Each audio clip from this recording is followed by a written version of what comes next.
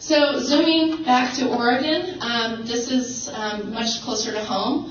From 2010 to 2013, we actually had an increase in AP tests takers from 72 to 178. That's more than doubling in just 4 years. That's pretty encouraging here. The number of girls during this time rose from 9 to 22, but only accounts for 12% national average, which is shameful, 12% in our state. And then only 2 Native Americans, 2 blacks, and 3 Latinos in the entire state took computer science exam, and none of these students of color were girls. So there were no students of color who were also girls taking advanced placement computer science last year. So these numbers demonstrate both a moment of increased opportunity as well as a reminder that these vast inequities happen in computer science, and as we grow these sorts of programs, we have to pay attention to how these inequities might be further exacerbated if we don't pay particular attention. So briefly, looking at equities in computer science classrooms in general that lead to these results, we found in research that technology is not a great equalizer. In fact, it somehow produces 2 different sets of opportunities. Some opportunities as creators for some students, opportunities as sort of users for other students. And then belief systems from teachers and counselors about who belongs in computer science vary when talking about different groups of students.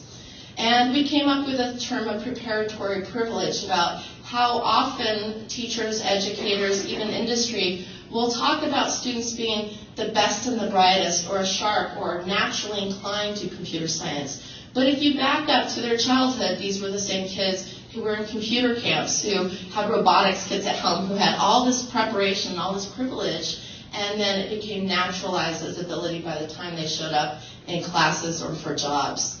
And schools, instead of disrupting this, just continue to lead it on. So looking forward as we grow computer science educations, 2 pathways: computer science for the elite. This is the approach of identifying future talent for these jobs, versus computer science as a 21st century foundational skill that will apply across careers. Will apply if you're going to be in medicine or a teacher or any other career, that it has this application for all students, not just the preparatory privileged. And so nationally, 2 courses have been making great gains in doing this work. The course that I'm involved in, Exploring Computer Science, as well as the new Advanced Placement Computer Science Principles course that's being developed. And that's really developed with these concerns about inclusiveness and broadening participation in mind, while also having rigorous computer science content. And you can see the link there. So, curriculum, professional development, policy assessment. These are the things we have to keep in mind as we grow these programs. It's not enough to have curriculum released without a vibrant professional development for teachers. It's not enough to have the PD without the policy support, as we see here. The fact that administrators are behind supporting the development of a new course in PD for teachers is important. And certainly, as we grow programs in this educational climate, having assessments that are mapped to the course is also important.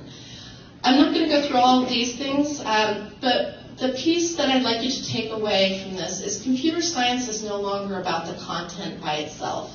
It's no longer about programming commands by themselves or robotics. It's about learning how to do computer science, how computer scientists practice, how they collaborate, how they communicate, how they break down problems, how they put algorithms together. So for folks who know the new science standards, this idea of content right next to the practices of doing science is very much aligned, and it's opened up new ways and new entry points for people doing computer science. Let me skip that.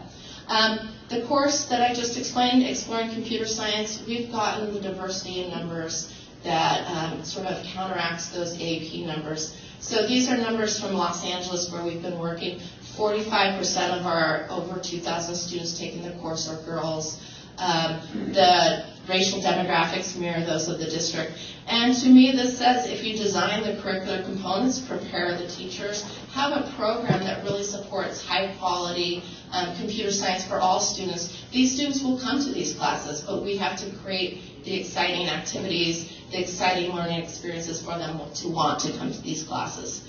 So expanding nationwide, and the last thing I'd like to say, sort of as we launch computer science here in Eugene 4J, thinking about this launching metaphor, make sure we're launching in the right direction, right? We don't want to launch and go in ways that are going to stop forward momentum with broadening participation in computing. We want to be purposeful about recruitment, about teacher selection, about curriculum, so that all students are being pulled into the classroom instead of creating gateways that keep them out. Thank you.